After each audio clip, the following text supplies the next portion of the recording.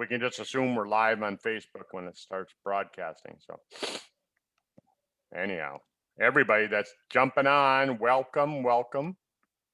Yep. Glad to have you here. There you go. All right. Okay. So, are we live? We are live on Facebook. Live on Facebook. Okay. So Doc, I need to play with the audience. I need their opinion. People like to give their opinion. So I thought I'd throw it out there. You might have noticed I have a different do going on. And I'm growing my bangs out because my 2 daughters have decided I look much younger and better with no bangs. With no bangs. No bangs. So it's in between stage where you can't like just put it over there, or you got to cut them again. So they're just getting swept back. And I kind of get this whole rockabilly do look thing going on. But this is my contest for people out there, whether you're live or whether you're watching the replay. Just tap in comments, live, replay, bangs or no bangs, because you've all watched me have bangs for 4 years. So here's the no bangs. So I want everyone's opinion.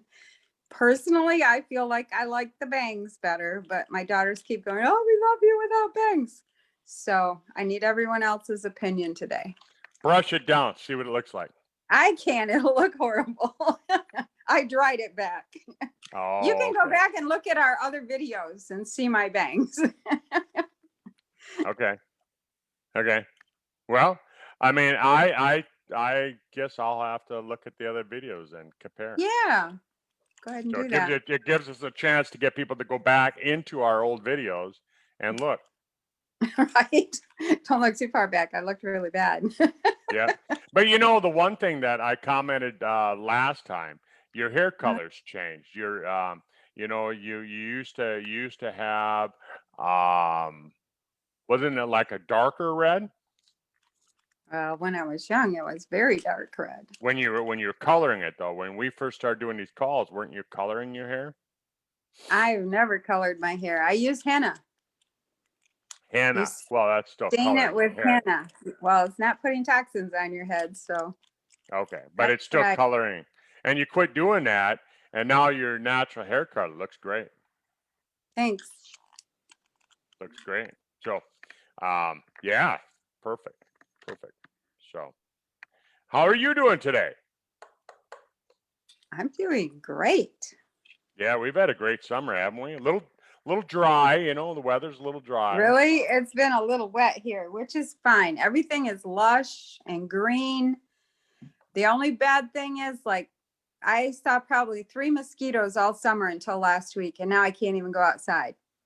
Like, they're like piranha. They're just big ones. Yeah, we aren't getting very many. We're getting these little, gnats or whatever they call them, the no-see-ums, but not really seeing much for mosquitoes because it's been so dry. It's been really dry. We aren't getting any rain. Cursing them and telling them to die off so I can get back outside and work. There you go. But yeah, what a great summer. Now we're getting this smoke down from Canada for the wind is bringing it down here. The jet streams are bringing it here. Okay. And I feel it all clogged up. I mean, you can see it in the sky. Some days the sky is just kind of hazy orange color. Yeah, we've been having some crazy sunsets from that. Yeah, that's when you really notice it. So, so allergy season, it's going to bother a lot of people. So they really want to know how to get rid of inflammation and things like that. Right. So, hey, I was going to bring up something. Pancreatic cancer. A year ago, that's a fun topic, Doc. Yeah, my older brother passed away from it a year ago. Yeah, I remember. Kind of a bad thing. Kind of a bad thing because, we're seeing the numbers going up every year. And, they used to say that the pancreatic cancer risk was because of smoking. Oh, really? Yeah. So now that we've got people, so they're cutting back on their smoking, we should see the pancreatic cancer risk, numbers going down, right? But it's actually going up. They said that it's going up by, I'm reading this out of a journal here, 1.2% annually over the last 10 years, even though Mm. even though people have cut back on the smoking. From 1990 till 2017, when this report was written, it went up from 195,000 cases per year um, to 448,000. Wow, that's a huge increase. That's a huge increase, right? That was out of Lancet magazine, and so I remember. Oh, it was about 15 years ago. It was about 15 years ago. Um, a friend of mine had pancreatic cancer at the time, and I was reading in. I mean, at the time that he had it, there was an article in the USA Today, Mm-hmm. and they said that if you drink 2 cans of soda a week, that's not per day, a week, it increased your risk of pancreatic cancer by 80%. Oh, I remember you saying that before. That's outrageous. And how many Yeah. people drink 2 cans a day? Oh, right. Like Well, probably at least 70% of the population. there's a lot of people, and there's a lot of young people that I mean, they're sipping on that Mountain Mhm. Dew from the, like a baby bottle from the time they get up in the morning till the time they go to bed. Yep. My daughter worked in the deep south in a hospital down there, and even the hospital served Mountain Dew because that's all the people in the area drank. They all drank Mountain Dew. Was like a thing to do there. And so the Wow. hospital served Mountain Dew. I'm like, Yeah. what? Yeah. Yeah. Isn't that crazy that they serve soda in a hospital, in a medical health care facility? I mean, they shouldn't serve any soda. Right. But it's I just thought I'd say that, and so sugar consumption is way up. We consume more sugar in this country per person. I remember reading, it was a number of years ago. I can't tell you the exact year when I read this, but we were consuming years ago, decade, or a century ago, we were consuming 12 pounds of sugar per year per person. Okay. And now we're consuming in excess of 165 pounds of sugar per year per person, Holy cow. right? Wow. And Like when I was a kid, I mean, we put sugar on everything. We put it on our tomatoes, we put it on our leaf lettuce. So that's kind of crazy. But I think it's because sugar is hidden in everything now. yeah, yeah. And they've gotten us so used to eating processed foods. A lot Mm-hmm. of people, they don't know how to cook, and so they reach for those processed foods, and they're, like you said, it's hidden in there. There's a lot of sugars. And Yeah. and the food companies, the food manufacturers, they're trying to come up with chemicals that they can put in there that are going to make you so you're more hungry, so you eat more. Oh, I think they do now. Yeah. Yeah, they do now. That's what I'm saying. They put it in there so that the food it causes you to have more cravings, so you eat more of it, and you won't stop eating. Right. You know, I'm down another 2 pounds, by the way. Yay. Congratulations. Yeah, it's I was stuck for a while. It seemed like right now I get stuck at these levels. It'll Mm-hmm. be in plateaus like that. Yep. And I don't know if that's normal, when you're losing this much weight. I mean, I'm trying to lose, well, depends on the day. Some days, Andrea, tell myself I'm going to go down to where I was when I was in chiropractic college. Mm-hmm. How much is that? That would be 100 pounds down. Oh, okay. Yeah. Can I do it? I think so. Awesome. Yeah. And then there's other days where, I just go, when I get down to, 70 pounds of loss, I'm going to stop there. But I'm kind of doing the same thing because I've lost about 18 pounds and for me to lose another 10 would get me down to where I was in my 40s. And then I'd have to lose another 16 to get down to high school weight. But I have been down to like 135 before as an adult, and I didn't look too good, but I didn't use a good diet. I burned off a lot of muscle. Yeah, see, and So, that's the whole thing is that if you burn off the muscle, then you're going to have what they call sarcopenic obesity, right? Which means that right, you've skinny got fat. you've got too much fat Mhm, for the size of your body.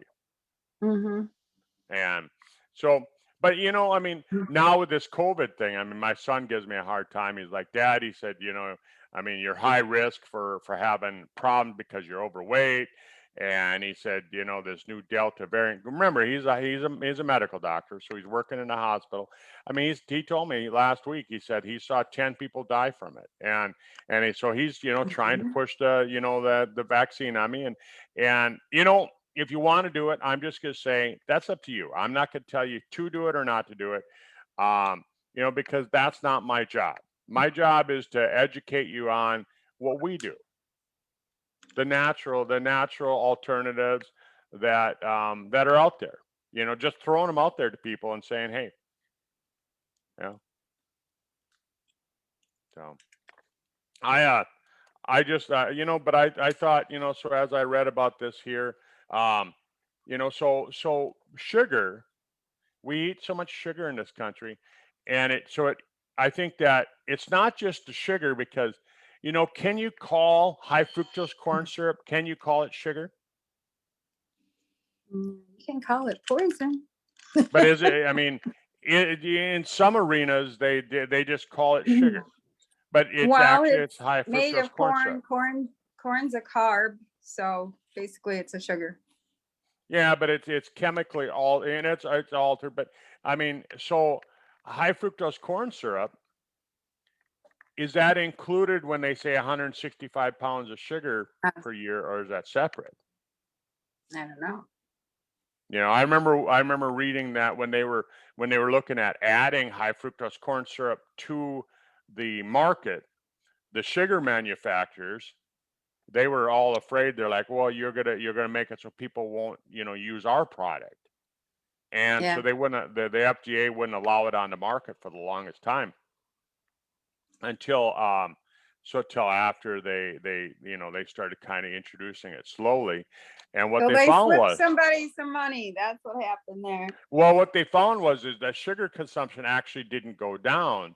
It actually, the high fructose corn syrup was added to it, so it was used more as a food additive rather than sugar. Like you were saying, you used to just put it on your food, and so with the high fructose corn syrup, they use it as a food additive and things like that. And pretty soon they discovered that people really weren't cutting back on their sugar intake at all. But I want to talk about brain health a lot today too. I wanted to kind of have that on the topic on the agenda. So when we're talking about sugar consumption, you know, uh, Alzheimer's, in some journals, they're basically calling it type 3 Hmm. diabetes. So you've got increased risk of cancer, pancreatic cancer, which there really is no cure for it. You have a high risk of dying pretty quickly if you get diagnosed with pancreatic cancer, and then the link to dementia. Right, because from studying keto, whenever you let me think now if I have this right. So the pancreas releases what is that? Well, Insulin. enzyme and insulin, yeah, Insulin? Okay. yeah. So every time you eat, like I used to be on this routine where you ate 6 small meals a day.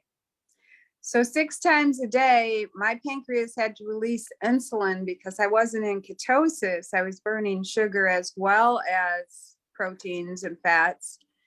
And so 6 times a day, my pancreas had to release insulin. Hmm. And your brain doesn't transfer the energy without the insulin unless you're in ketosis. So if you're in ketosis and you're just burning fat for fuel, it doesn't require any insulin. That's So interesting.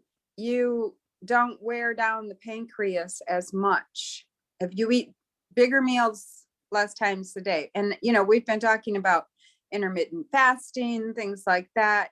So as you're practicing those types of things, you're not drawing on that pancreas as much as if you're just a grazer all day, just sticking it in there all day. Your body has to release insulin all day long. Hmm. But if you're releasing the insulin all day long and you're getting just a little bit, um, doesn't it cause the cells to pretty soon say, "Hey, we're not listening to you anymore"? Well, that's what the point is. Yeah. Hmm. Yeah, yeah. So it's gonna create health problems. Yeah, and Hmm. so that's gonna trigger that whole thing. So here's an article. This comes from the Journals of Gerontology. Okay. The Journal's Gerontology. So gerontology is the study of old people, right? Hmm. So the Journal of Gerontology, and they started studying this in 1993. Okay. So this is a long time ago. So it was a Hmm. study that they found, and they found that among those who had a high antioxidant level, they had lower cognitive impairment.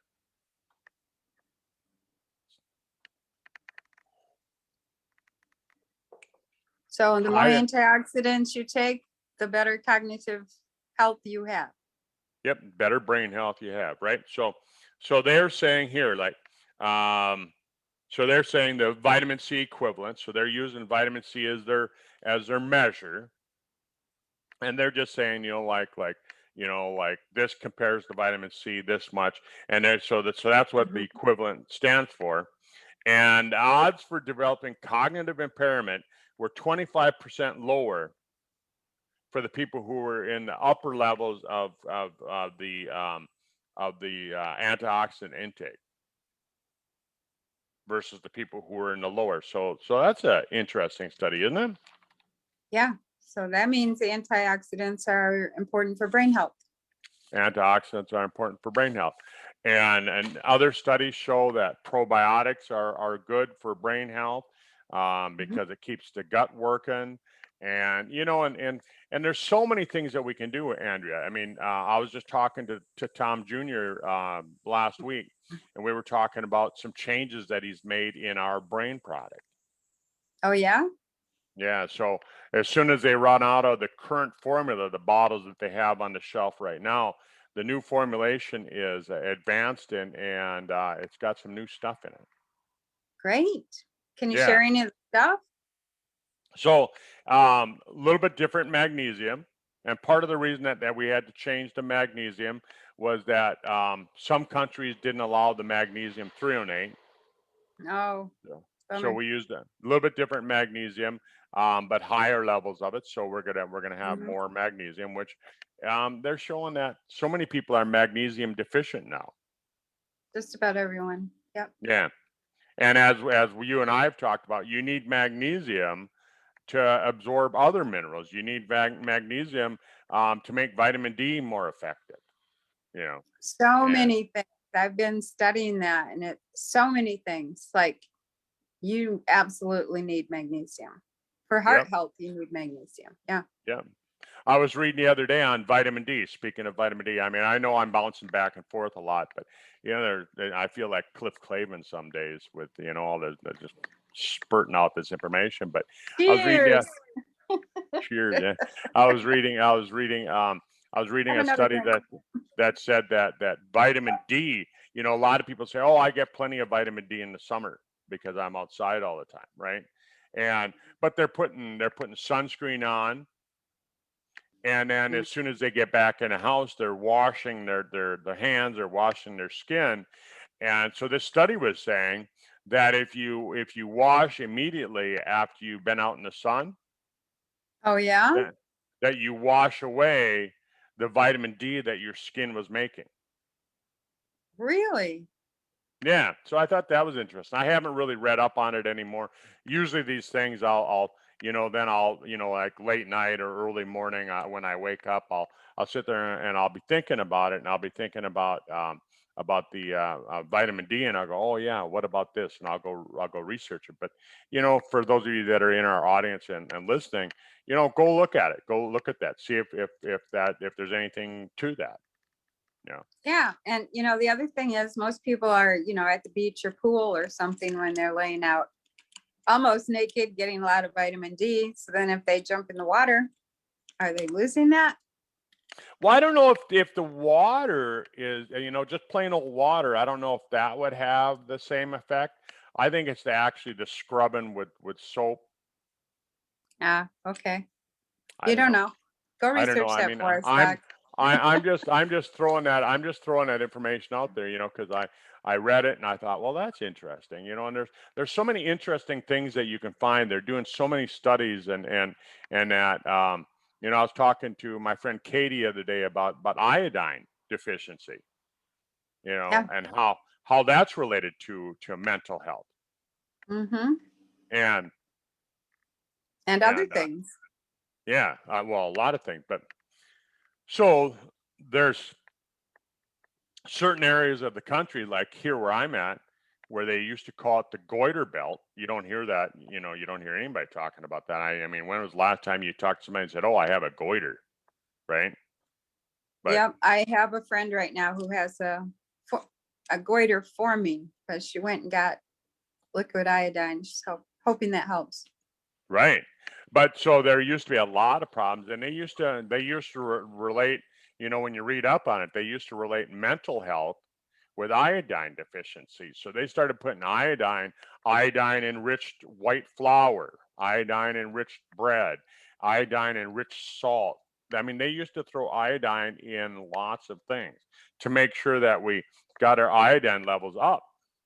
Mm-hmm. And then somewhere in the 60s or 70s, then some really smart person said, oh, yeah, but now we're giving too much iodine. So they start Mm-hmm. taking it out.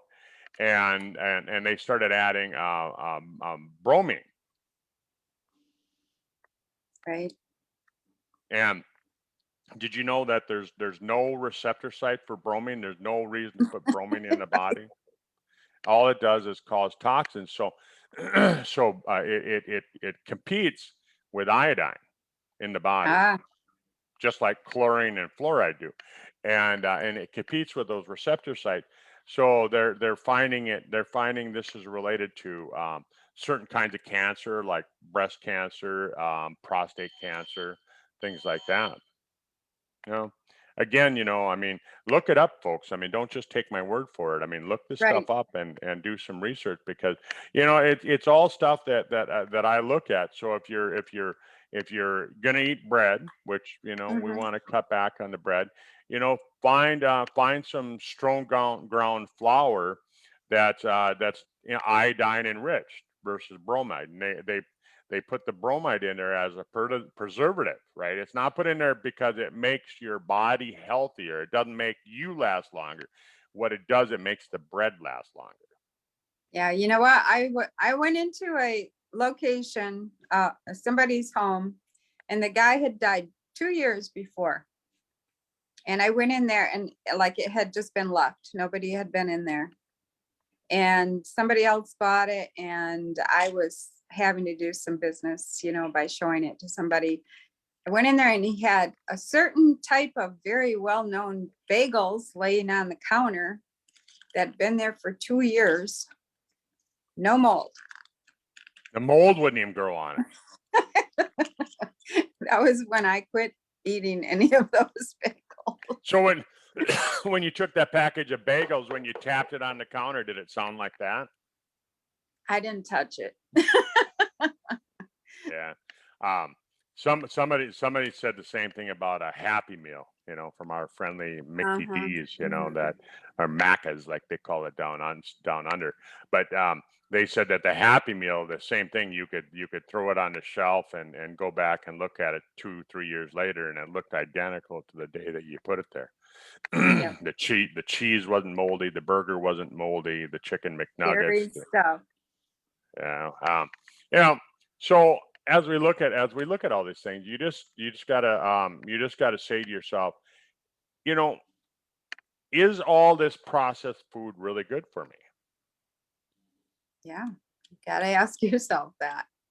You know, I was sitting there talking to my mom and dad the other day, and my dad is, 83, and my mom is 82, and I was talking to mom and dad on Sunday. I had lunch with them, and and they cook all their own food. They don't have a lot of processed food, and and I said, that's one of the reasons that you're still pretty healthy. Oh, yeah.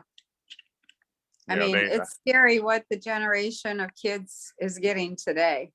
Just Yep. scary. Yeah, mom said, "Oh, they have a pizza twice a month."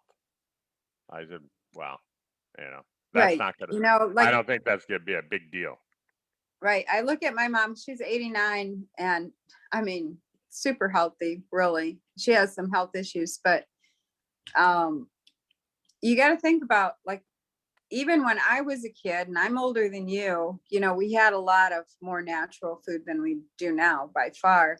But my mother was raised when you grew gardens and you butchered your own cows and chickens and grew had your own chickens for eggs and all of that stuff was natural then. It was like in the early 40s. It was Yep. before we had all these toxins introduced and all these food additives and things. And that generation stays pretty healthy. Yep. Like Yeah. we have a small town and we have tons of people my mother's age that, they're living into their 90s and almost to 100. Yep. Yeah. That's a thing, isn't it? We're Mhm. seeing people live longer, and than they did before. And at the same time, we're seeing more people living, right?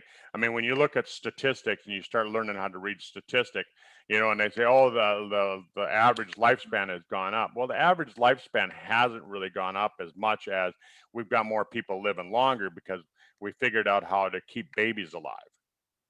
And Mhm. so if you take out the figures below the 2-year olds that survived, the average lifespan hasn't changed that much, but we do have people living longer too, right? And so as we see people like A your little mom and longer, yeah. my parents and things like that, the thing becomes, how do we get people to live healthier, right? So when we're Yep. talking about brain health, when we're talking about Mhm. brain health, when we're talking about those sorts of things, it's important because that's what's going to affect you when you get to be 80, 90 years old. Because who wants to be 90 years old? I just talked to somebody today, my buddy, and his friends are visiting their mom up in northern Minnesota, and their mom is 97 Mhm. and still living on her own. Yep. My mom does too. Yep. But so how do we get so that people have that same health span? And that's what they're worried about. Is they're worried about we're going to have a bunch of old people with dementia and diabetes and heart disease and all these different things and joint problems and all that. Um, I was just reading a study today that just it said that vitamin D levels, if you can keep the vitamin D levels up, you can prevent having to have knee replacements later on in life. Mhm. That's interesting.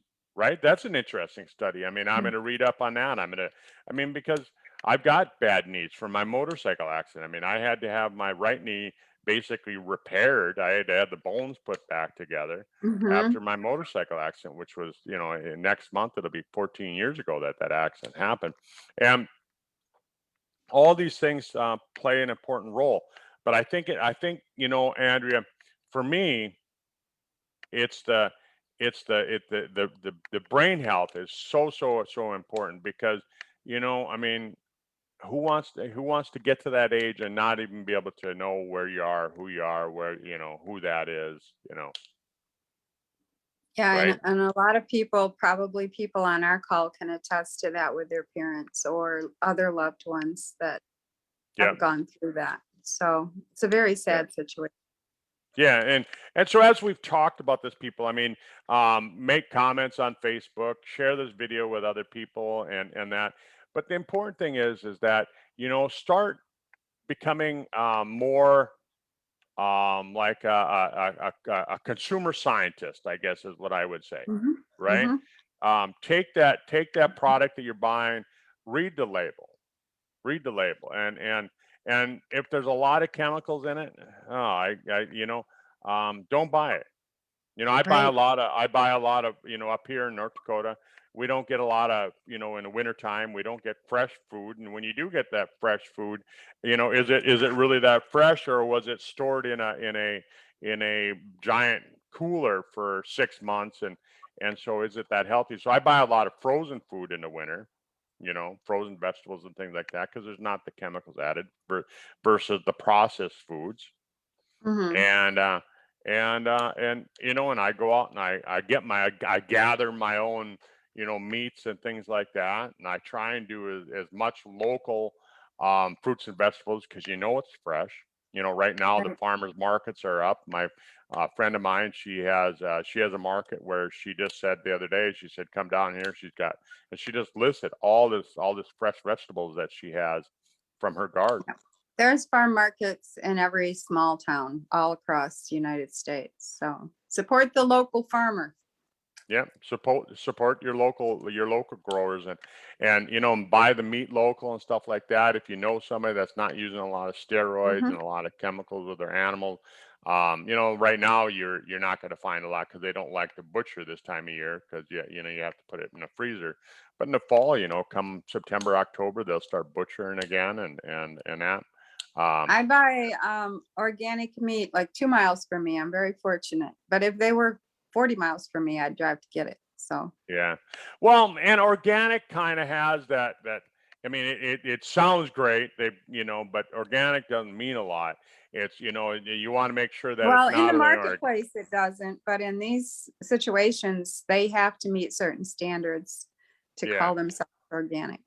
Well, but I mean, like I'm saying, just make sure that it's organic, and it's and Mhm. it's and it's chemical free, because I mean, and make sure that you know what you're getting, because some people, they'll, a friend of mine went to the farmer market, and he asked this guy, is that organic? And he's, oh yeah, yeah, yeah, it's organic. You know, I mean, and you know, you just want to be sure, and that. Um, because there can be, and just it's consumer education. Yeah. And that's what we're doing, Doc. Every Tuesday at noon, we're Yep. coming on here and offering information. That's what we're doing. We're offering people information, Yeah, and so so I'm going to put a plug in. I mean, we've talked about the research and all that. I'm going to put a plug for the products that we like, our Sizzle product. Sizzle, Sisel, for those of you that aren't familiar with it. But mhm. Sizzle has some great products that can really make changes. I've lost 50 pounds, and I'm using a product called Sizzle Thin. And what it does is it turns your body into a fat burning machine, and that's what you want. Is you want to burn the fat. But at the same Right. time, it has ingredients that help with making you so you don't crave carbohydrates. It makes it so you don't produce this cortisol in response to stress, because we live in a stressful world. Um, and then we have other products. We have Spectramax that, I was talking about antioxidants. We got 40 antioxidants in Spectramax, and uh, Hmm. and and so it helps with that. So like we were talking about earlier, antioxidants. It's really, really important. We've got the probiotic with the Balance D product. We've got the Body Shield, which, in my opinion, not only is it important right now during this pandemic situation that we're in right now, and you can go back and watch our other videos on that, but fulvic acid, it comes from dirt, and it Hmm. creates an environment for healthy bacteria to live in, and the not so healthy bacteria won't live in it as much. So if you can introduce healthy bacterial strains into your gut, like we are talking about, gut health is turning out to be probably one of the most important things, and for longevity and for health span. Yeah, I'm learning So, more and more about that, and it's very important. and then we've got, like you and I talk a lot about that, almost, well, not almost every chronic disease, inflammation is one of the primary symptoms. Yep. Inflammation. And you kind of got to ask yourself, did the inflammation come first, or was it caused by the disease? And it can go both ways, right? I think It can go so. both Yep. ways. And so we've got a product called Fucoidan that there's bunches of studies on it that show that it helps with reducing inflammation. We can't say it cures it or treats it. And none of the stuff that we talk about can we really say cure or treat or prevent or anything like that. Really what natural products do is they give your body the fuel, they give your body the ingredients so that your body can make the changes on its own. Right. Or the chemical situation, like we also have H2 sticks, which produces hydrogen water. And that is excellent as well against inflammation. That's right. Hydrogen. You know, we used to talk a lot about that hydrogen, and it seems like since a year ago when Tom Senior passed, we don't talk about the hydrogen as much. Hmm. Interesting. You know, Tom I have Senior's been, talk a lot I about that. just posted, one of the doctors I work with in Mississippi, he did a whole little experiment with a hydrogen water, measured the content and stuff. And I just posted that on my page. And We, it was very you know, interesting. let's talk about it next Tuesday. Let's spend next Tuesday talk about hydrogen, and the power of hydrogen Okay. and what it can do. I mean, it's considered to be one of the most powerful antioxidants out there. Right. Hmm. So, all right. Well, let's close the call with that. I'll let you close out the call. Thanks everyone for being here. Have a wonderful week. Thanks, Doc. And hey, don't forget the contest. In the beginning, I explained I'm going no bangs or bangs. And you guys can look at my old videos and see. So put in the comments, bangs or no bangs. So I know which way to go. Talk to All you right. later. Have a Bye. great